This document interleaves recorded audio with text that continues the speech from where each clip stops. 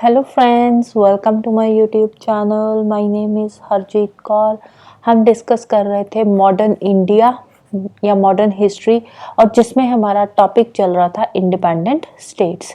Independent states के अंदर हम बंगाल का डिस्कस कर रहे थे।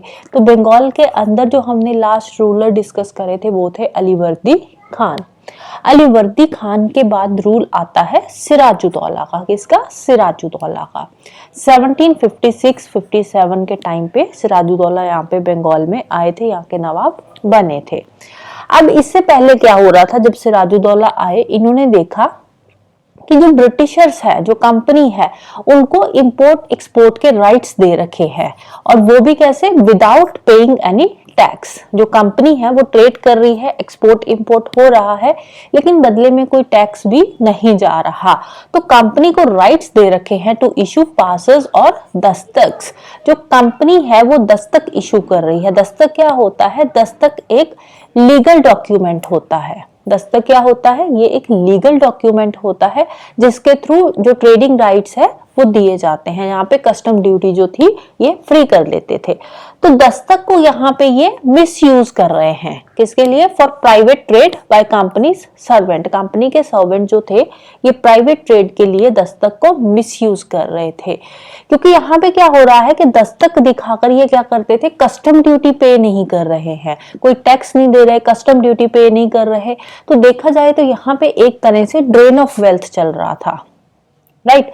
तो अब इन्हीं चीजों को देखते हुए 1756 के अंदर जब सिराजुद्दौला आते हैं, तो आते ही सबसे पहले कासिम बाजार के अंदर जो इंग्लिश फैक्ट्री थी उसको ये सीज कर देते हैं। इंग्लिश फैक्ट्री को कासिम बाजार में ये सीज कर देते हैं। उसके बाद कलकत्ता में जो इनकी फैक्ट्री थी जिसका नाम था फोर्ट विलियम, कलकत्ता के अंदर जो इनकी फैक्ट्री थी उसका नाम था फोर्ट विलियम, उसको ये ऑक्यूपाई कर लेते हैं। उसके बाद होती है ब्लैक होल ट्रेजेडी।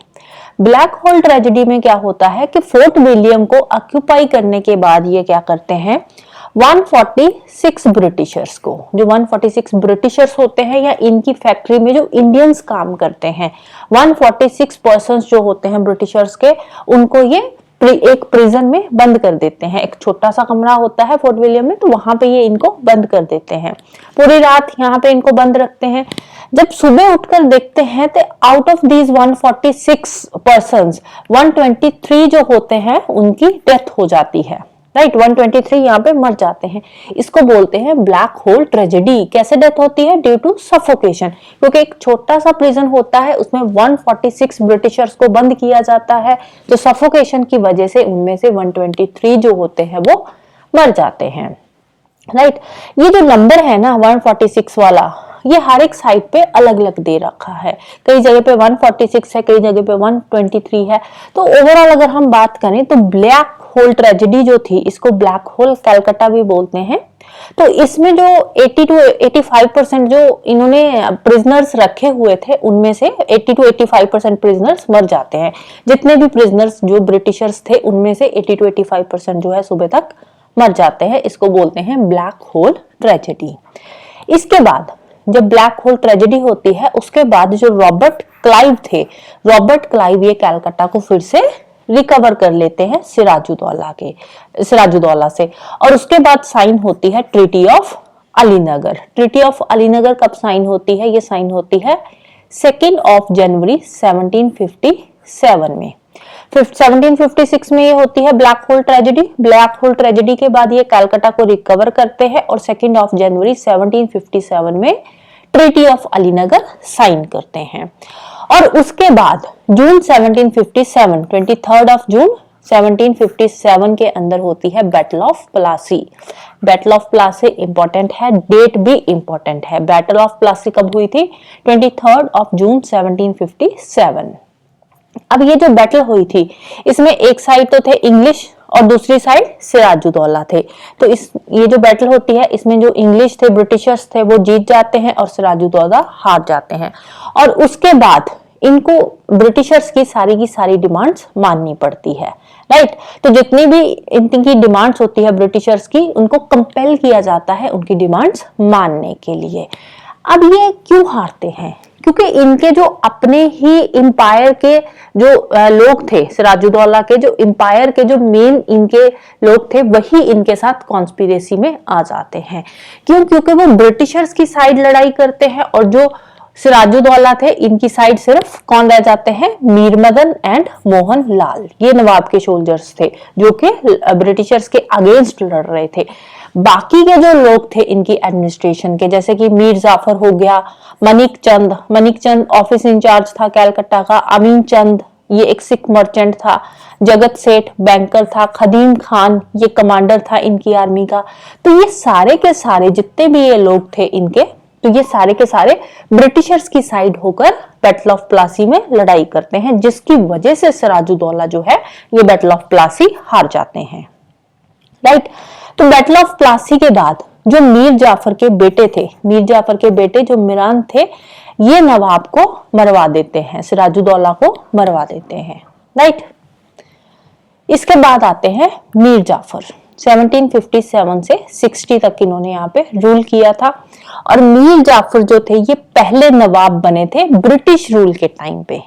राइट। याद रखना है, मीर जाफर पहले नवाब बने थे बंगाल, बिहार एंड उड़ीसा के ब्रिटिश रूल के अंडर। ये ब्रिटिश रूल की यहाँ पे बात हो रही है, यहाँ पे इंडिपेंडेंट बंगाल की ही नहीं बात हो रही।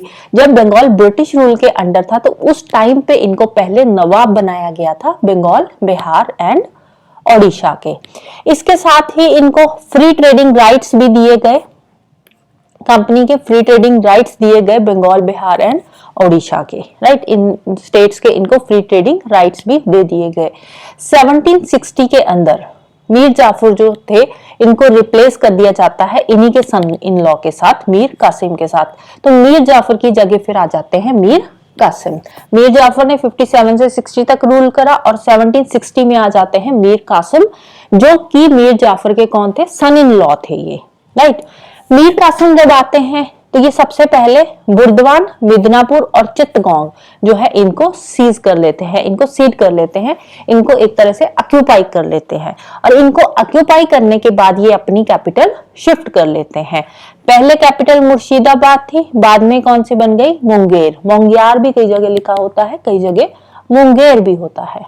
राइट। बाद में इन्होंने अपनी कैपिटल शिफ्ट करके मुर्शिदाबाद से मुंगेर कर ली। राइट। अब उसके बाद क्या होता है? जो मीर कासिम है वो देखते हैं कि जो ब्रिटिशर्स है वो दस्तक को मिसयूज कर रहे हैं।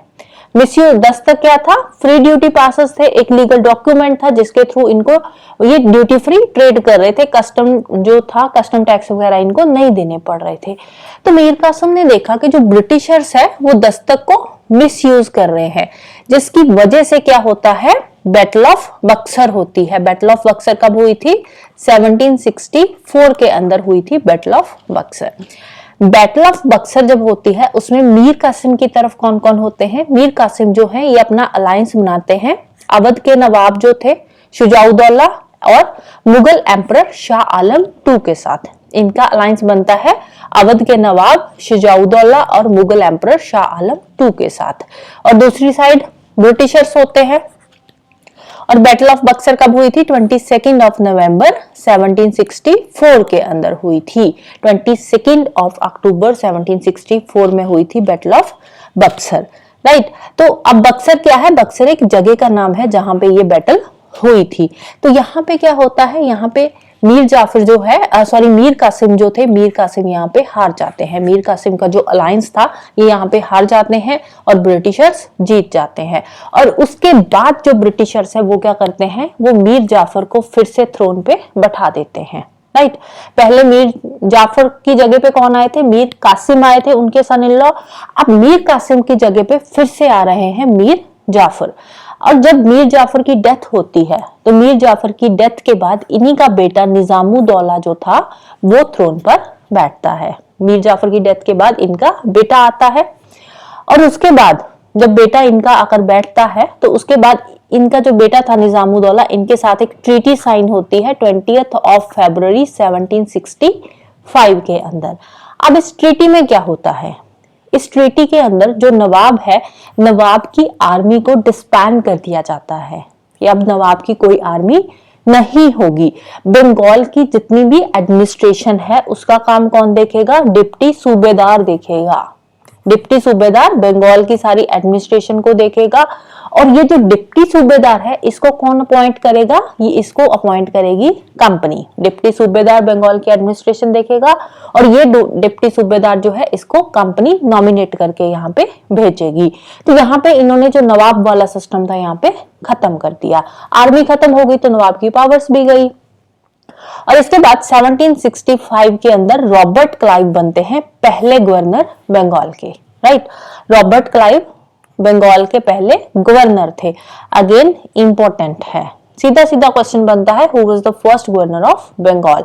तो आंसर आ जाएगा रॉबर्ट क्लाइव। अब देखो, एक होता है गवर्नर, दूसरा होता है गवर्नर जनरल। जो बंगाल के पहले गवर्नर थे वो थे रॉबर्ट क्लाइव, लेकिन बंगाल के जो पहले गवर्नर जनरल थे वो थे Warren Hasting. Right, Warren Hasting Bengal के पहले गवर्नर जनरल थे। क्योंकि जब गूगल पे सर्च करते हैं तो वहां पे कई बार गवर्नर पे भी नाम वॉरेन हेस्टिंग का आ जाता है, लेकिन पहले जो गवर्नर थे वो रॉबर्ट क्लाइव थे। वॉरेन हेस्टिंग बंगाल के पहले गवर्नर जनरल थे। राइट, अब ये जो बैटल ऑफ बक्सर होती है इसके आउटकम्स क्या निकलते हैं? बैटल ऑफ बक्सर के बाद साइन होती है treaty of Allahabad. Battle of Buxar के बाद साइन होती है treaty of Allahabad. Treaty of Allahabad में क्या था? ये साइन होती है अगस्त 1765 के अंदर। तो इसमें क्या था? ट्रीटी ऑफ इलाहाबाद के अंदर जो ब्रिटिशर्स थे इनको मिल जाते हैं दीवानी राइट्स। ब्रिटिशर्स इंग्लिश दोनों सेम ही है, तो इनको मिल जाते हैं दीवानी राइट्स, मतलब रेवेन्यू कलेक्ट करने के राइट्स इनको मिल जाते हैं बंगाल, बिहार एंड ओडिशा के एरिया के। और इसके साथ ही इनको दिया जाता है 26 लाख रुपीस भी इनको दिए जाते हैं। अब यहाँ पे 1765 में बंगाल में शुरू होता है डुअल गवर्नमेंट का सिस्टम। 1765 में शुरू होता है डुअल गवर्नमेंट का सिस्टम। डुअल गवर्नमेंट में क्या था? डुअल गवर्नमेंट में था कि जो कंपनी है उसके पास राइट्स है to collect the revenue. Revenue collect करने के राइट्स यहाँ पे कंपनी के पास है, लेकिन एडमिनिस्ट्रेशन के जो राइट्स है वो किसके पास है? नवाब के पास है। एडमिनिस्ट्रेशन के राइट्स उसको क्या बोलते हैं? निजामत राइट्स। एडमिनिस्ट्रेशन के जो राइट्स है वो किसके पास है? नवाब के पास है, लेकिन रेवेन्यू कलेक्ट करने का राइट कंपनी के पास है। इसको बोलते हैं डुअल सिस्टम। लेकिन उसके बाद जब वॉरेन हेस्टिंग्स आते हैं 1772 के अंदर, तो 1772 में ये डुअल सिस्टम को खत्म कर देते हैं और ये बनते हैं पहले governor general of Bengal. Right, so that's all for today. Hope you like this video. Thank you. Bye bye and have a nice day.